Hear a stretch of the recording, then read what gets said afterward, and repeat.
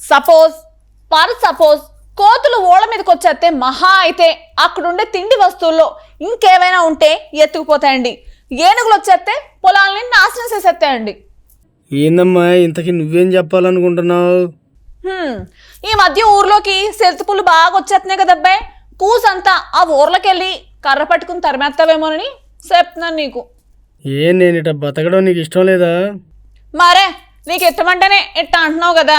ఆ ఊర్లోకి ఏకంగా ఓ పెద్ద పూలు వచ్చేసిందంట తెలుసా?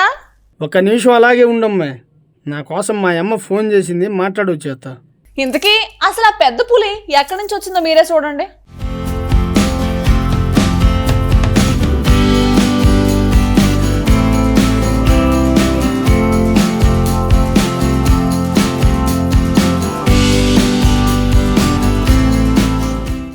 అటవీ ప్రాంతానికి దగ్గరలో ఊర్లున్నా పట్టణాలున్నా చాలు అందులో ఉన్న జంతువులన్నీ వచ్చేస్తున్నాయి.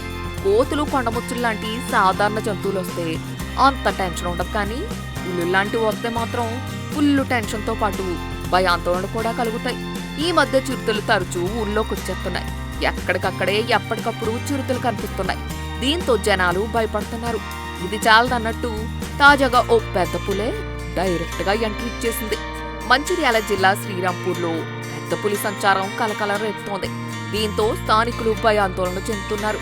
పులి కనిపించడంతో అటవీశాఖ అధికారులకి సమాచారాన్ని ఇచ్చారు. పెద్ద పులి అడుగుల్ని గుర్తించిన అటవీశాఖ అధికారులు ప్రజలు అప్రమత్తంగా ఉండాలని హెచ్చరించారు. కొన్ని ప్రాంతాల్లో పులిని బంధించడం కోసం బోర్లని ఏర్పాటు చేశారు. ఒంటరిగా ఎవరు పొలాలకి అటవీ ప్రాంతానికి వెళ్లొద్దని కోరారు. శ్రీరాంపూర్ ఏరియా ప్రాంతంలోని RK8 మైన్ వద్ద పెద్ద పులి కనిపించడంతో స్థానికులు భయభ్రాంతులకు గురయ్యారు. అటవీ ప్రాంతాల సమీపంలో ఉన్న ఈ మైన్ ఏరియాలో ప్రజలు రోజువారీ మార్గాల్లో ప్రయాణిస్తూ ఉండగా పెద్ద పులి సంచారాన్ని గుర్తించారు. రామకృష్ణపూర్ గ్రామస్తులు, మైనింగ్ కార్మికులు అటువైపు వెళ్తుండగా పులి కనిపించింది. భయంతో వెంటనే వెనక్కి తిరిగి వచ్చి స్థానిక అధికారులకి సమాచారాన్ని అందించారు. సెల్ ఫోన్లో పులి సంచారాన్ని వీడియో తీశారు.